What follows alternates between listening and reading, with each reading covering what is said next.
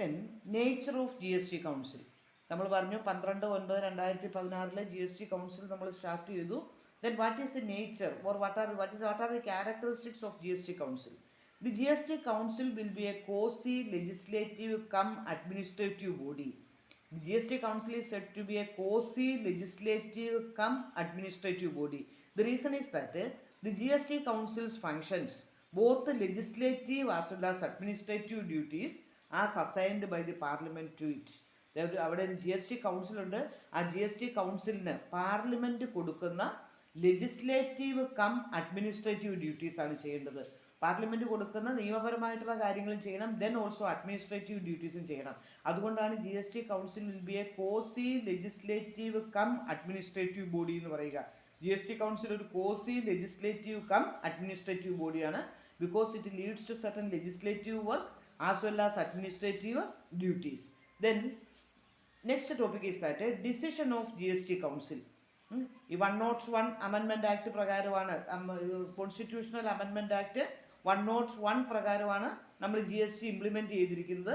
അപ്പോൾ ആ every decision of G S T must be a majority of not less than 3/4 of the weighted vote of the members present and voting. 3%, അതായത് 75% ആൾക്കാരുടെ support ആ G S T കൗൺസിലിലെ മെമ്പേഴ്സിലെ present and voting, അവിടെ സന്നിഹിതരായിരിക്കുന്നവരെ vote ചെയ്തിരിക്കുന്നവരുടെ ആയിട്ട് 3%, അതായത് 75% വോട്ടോട് കൂടി വേണം G S T council decision എടുക്കാനായിട്ട്. ഏത് തീരുമാനം എടുക്കുമ്പോഴും മജോറിറ്റി എന്ന് പറഞ്ഞാൽ സിമ്പിൾ മജോറിറ്റി അല്ല. സിമ്പിൾ മജോറിറ്റി ആയിരുന്നെങ്കിൽ 51% മതി, പകുതി പേരുടെ മതി. ഇത് പകുതി പേര് പോരാ, 3% ആൾക്കാരുടെ വോട്ടിംഗ് റൈറ്റോട് കൂടി വേണം ജി എസ് ടി കൗൺസിൽ തീരുമാനമെടുക്കാനായിട്ട്. Then split of vote percentage among central and state. The vote of the central government shall have a weightage of 1/3 of the vote cast. Vote cast എന്ന് പറഞ്ഞാൽ രേഖപ്പെടുത്തിയിരിക്കുന്ന വോട്ടിൻ്റെ 1/3 വരെ central ഗവൺമെൻറ്റിൻ്റെ വോട്ടായിരിക്കണം. Vote of all the state governments taken together shall have a weightage of 2/3 of the total vote cast in that meeting. Total വോട്ടിൽ 1/3 central ഗവൺമെൻറ്റിൻ്റെയും ബാക്കി 2/3 എല്ലാ സ്റ്റേറ്റ് ഗവൺമെൻറ്റിൻ്റെയും കൂടി വോട്ടായിരിക്കും.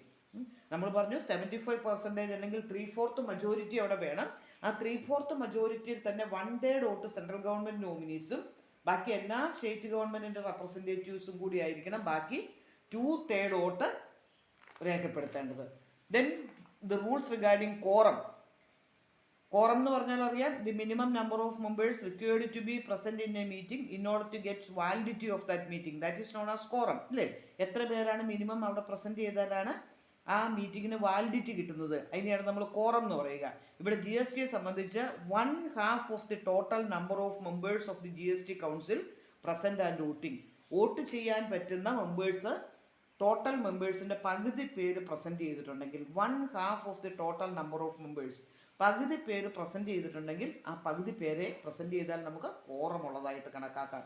കോറം എന്ന് പറഞ്ഞാൽ minimum number of members present in a meeting in order to get validity of that meeting.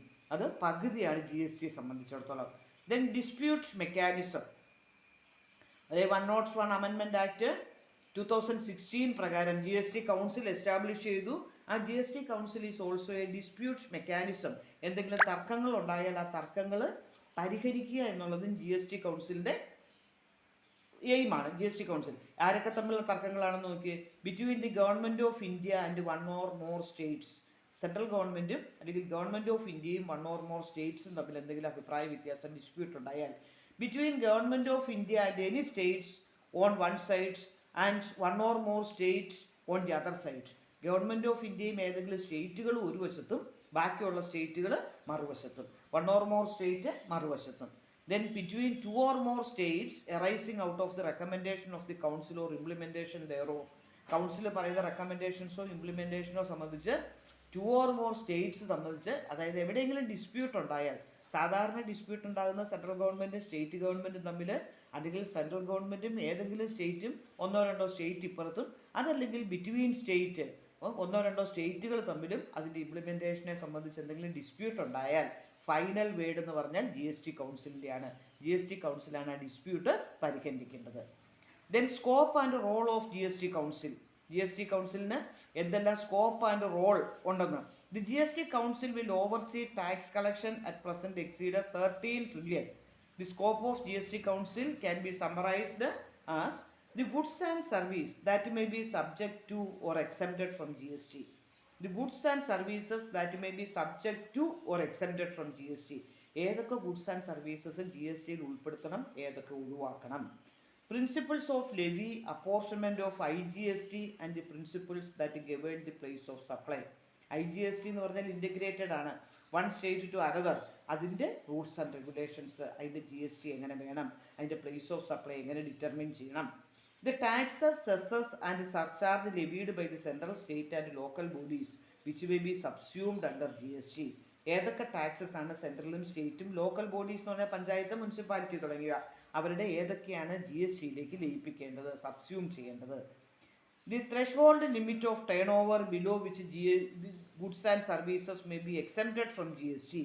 G S ടിന്ന് exempt ചെയ്യേണ്ട turn ഓവറിൻ്റെ തുക എന്തായിരിക്കണം, അതായത് എത്രമാത്രം ഏത് എമൗണ്ട് തൊട്ടാണ് ജി എസ് ടി ചാർജ് ചെയ്യേണ്ടത്.